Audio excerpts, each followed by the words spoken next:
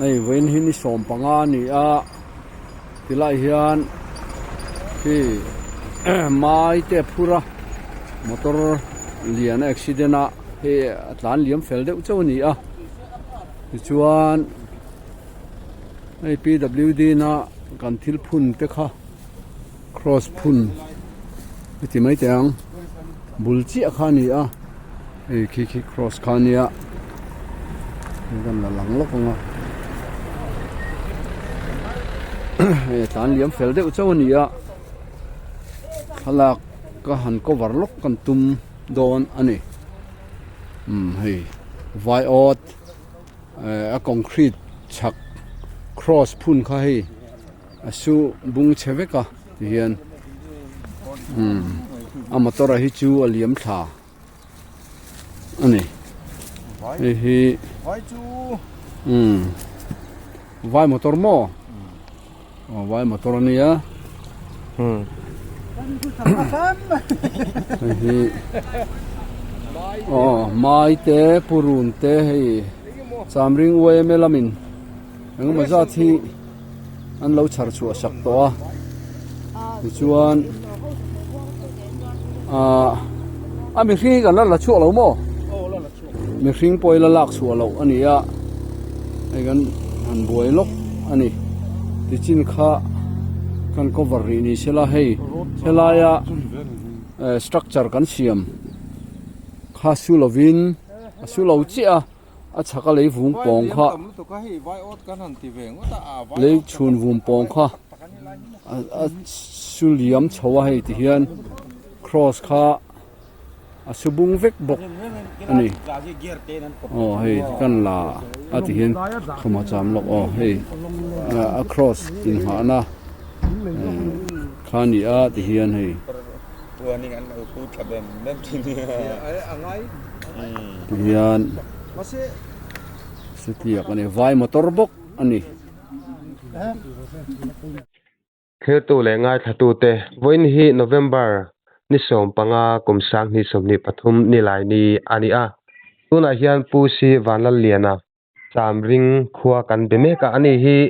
chamring branch oime hian executive member ani tilai kha kan se masalok ani ole puliana kha ilo buai sau sau hle maya mai ro chu income kan dil che hun thadeu mai inan siam sak the hi kalom hle mai che baile chu baile alle pulian hei kan lo hria danin voin ni a hianin in khodai de ulok mai mitam tak chon vai o tin kan siang chu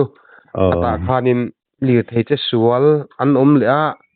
ivel te kha kanan sia in video te pokan dong nol mai ni a akha boi pui na na po thei top chen chang po lai lo tel ti te kan se zel maya khong ai takin kha lir thei kha eng lir thei nge a che sual dan khati lai hun vel chawa kha soilan rem chin chin ang te min han soisak mai them le nia kan fiat dan chin bak lo rin dan bak lo hi chu soi ya har thina motor che sual hi bolero pick up AS 11 EC 5434 ania chonghe phur ania driver le handyman an chuanga kan fiat thin angin vai ot kan ti lai tak khuanin concrete in tlak dal khu siam ania mi a koi lai saka khuan lei chhun vu mania dung ai sang hi chu mi tlang a chuan cross lian pui kha phun ani boka PWD khan an phuna chu khalai lei chhun vu ma khan atlan tlang a khan tlan lonin atlan liam ani amak ang ren khop mai ma pon bas te po lo che sual to khulai thuan an tlan lon zo lo ta a thak pe tang to brake fail control zo lo tlan tlang puat ang chi hi ani arin om deuh ber mai an tlak dana hi ani cho ten soita ka chuan khami wall han om zui mai concrete a kha khami kar all ama polir thei tlan tlang to na thowa khan ache sual vele tina ni mo akar all po ni chuang lo a kong hrit taka kha chu a in siam chho to lova leivung chhun pon ani tamo ani motor chu dal ngei tura be sei chu ni o engtin nge atlan lona atlan liam let ni lova atlan tlang dana kha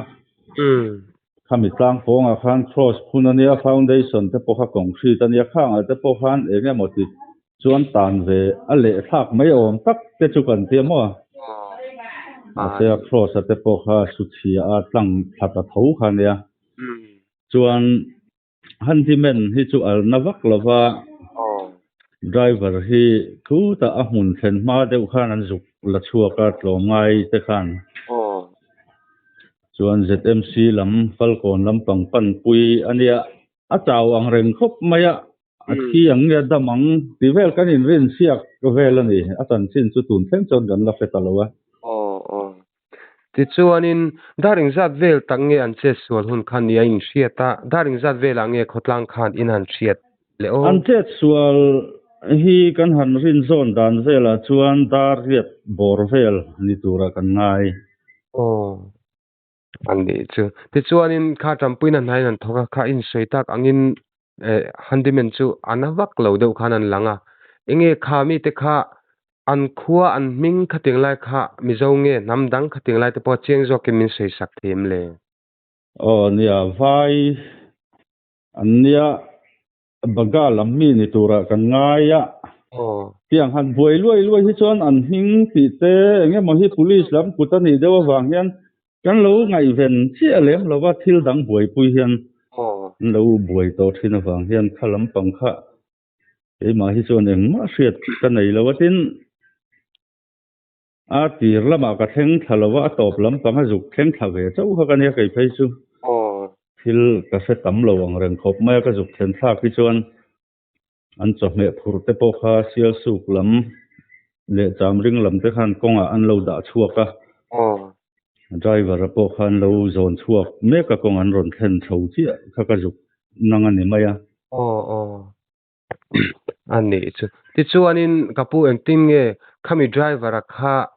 ngai tom khumme din mun te po chaw khom mai kha in tia enge in mu thei a khanin atak sadin mun a hliam to dana kha an sei deuh zor them le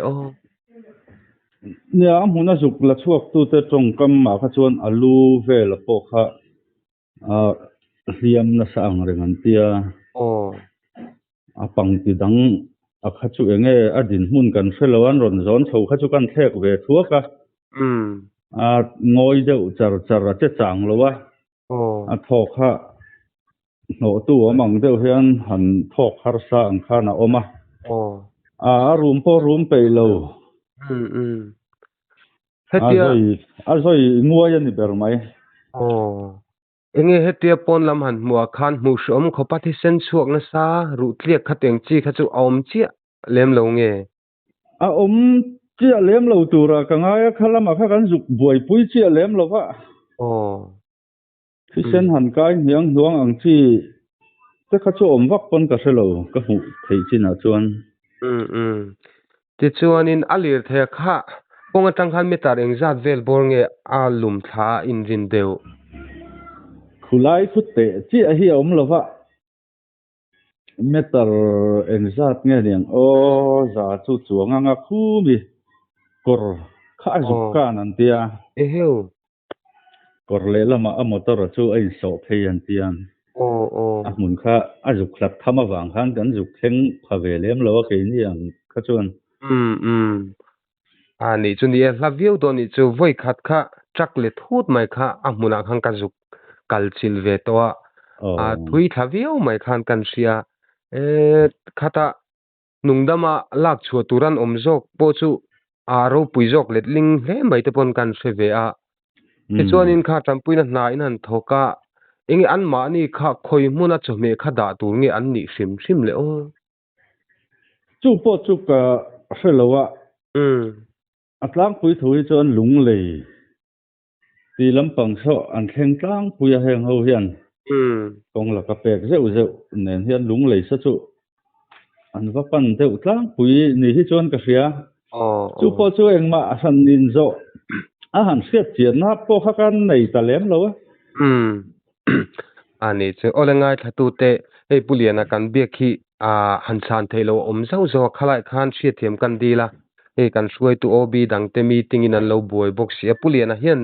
sia tumin an phar buai viawa an hing te po amaro chu kan obi dang te po khan an lo hre che lo wa police lam te an zot lo pa report kha dong mai thei box si lo khatila khan sia thiam kan ngai hle ni ti lai kha kan soilok ni ta se thome o pulian hei khatilai vai ot kan ti mai ta kan sia dan pon nia ta khan lir thei che sual hi om nual to maya bikin namdang vai te an che sual na sadeu big ni nan langa hei hi enge achan bulpui bernia in han ngai deu khotlang khating lai chevel khuwa khan kan rin da na hi chuan kan khothen ma mui fang ron pela tang hian chuk lir ani ta chuk plan nuam si a hi